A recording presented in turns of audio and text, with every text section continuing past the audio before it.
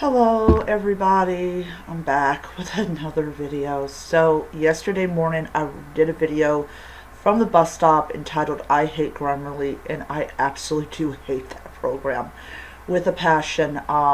So right now, not as I'm doing the video, but right now I'm currently getting my sentences back to where they're supposed to be so you guys can actually read the book.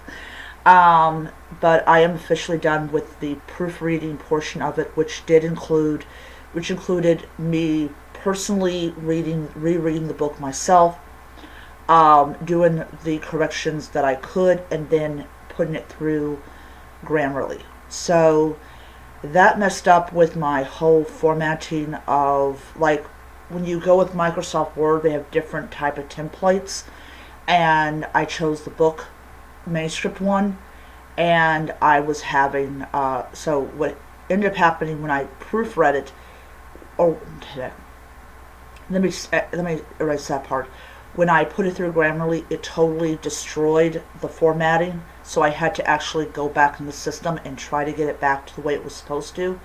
So I finally managed to do it after about an hour of tinkering and figuring out what the fuck am I doing wrong. But I finally got it done. So now I'm just putting words back to where they're supposed to be so that they are intelligent conversations. I will say, however, that Grammarly did make my sentences sound a lot more like better than they were before. I just did not agree with all of the suggestions that Grammarly made, like passive voices. It sounded great in my mind and all that. So yeah. So if there are like passive things in the book, understand that those were my choices to keep the words as I had wrote them, and not to change it. Another thing that the Grammarly did, was I used the word slaves because we're talking about a plaque that was put on the barn because it was part of the Underground Railroad. So it recommended that I use enslaved people, which they will consider to be more inclusive. I agreed with the change from slaves to enslaved people because historically, for hundreds of thousands of years, all different kinds of people were enslaved, and that is more historically correct than just use the word slaves to signify only what people think of their head. So that's what I did. So yeah, so my book is officially finished as far as proofreading is concerned and all that jazz.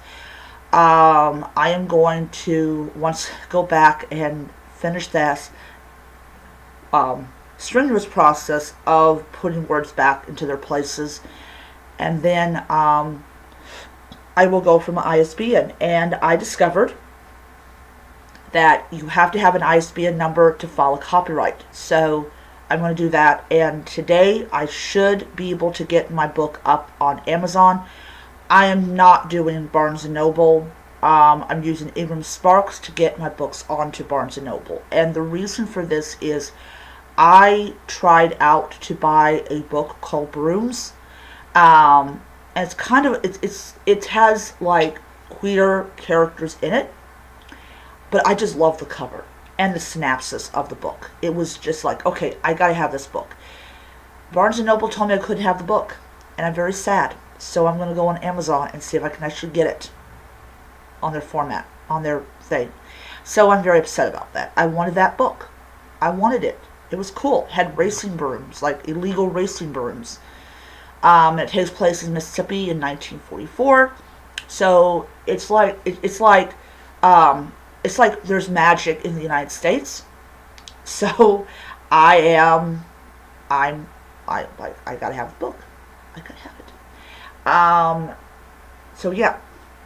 So while I was over at Walmart, 2 days ago, I was at Walmart yesterday because I bought my birthday cake.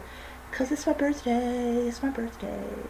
But anyways, so I have the Kindle Unlimited version of the book, but I said I'd go ahead and get it as a physical.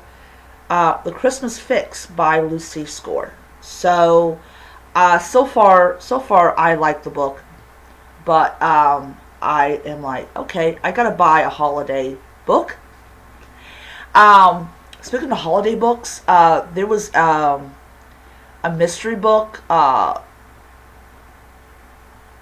12 something, 12 slaves of, I probably don't even have the title right, or the title I'm thinking in my head is not the title that it was. So I actually bought that as a Kindle edition because, weirdly enough, the lady that was on this video giving people suggestions about holiday books, she had it as a physical book. And I'm like, oh great, I can buy as a physical book. No, the author released it solely on Kindle and Nook and audio CD. And I'm like, why does she have a physical copy of the book and I can't buy one? I don't know. Maybe she got it from the author. I'm not exactly sure. But, yeah. So later on today, I am going to officially announce that my book is up on Amazon, but you won't be able to see it because it's going to be a draft only. So,